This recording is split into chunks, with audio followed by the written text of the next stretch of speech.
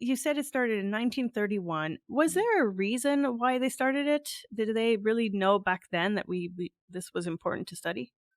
Not really. No, it was started by a guy called Alistair Hardy, who was a fishery scientist. So until I know anybody listening to this might know, might not know, the CPR survey was actually called the Sir Alistair Hardy Foundation up until only a few years ago, and then we merged with the MBA. If you can see my T-shirt, so we've now merged David's got with. a shirt Got on. my shirt on. Um, Yeah. so we merged with them.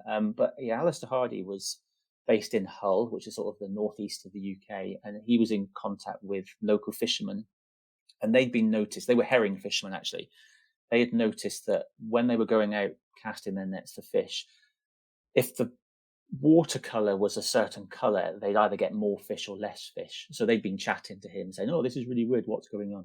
So he designed a plankton indicator, kind of the forerunner of the CPR, which was a very small metal tube, maybe I don't know, like a foot long. It was like a very mini torpedo.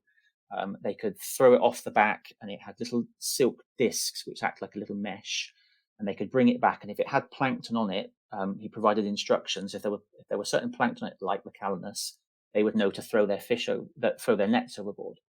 And we actually found recently one of his original adverts, and I'll have to email it to you because you would never get away Please with it do. now. It's just kind of like, this is guaranteed to increase your catch by 80% a night. And it was just, I always think of him as a little bit like, what's he called? The guy from The Greatest Showman, where you really, really sell. Yes. And I think the only way, you think it's been running 90 years, you need somebody like that who's kind of a visionary, but also, can really sell something.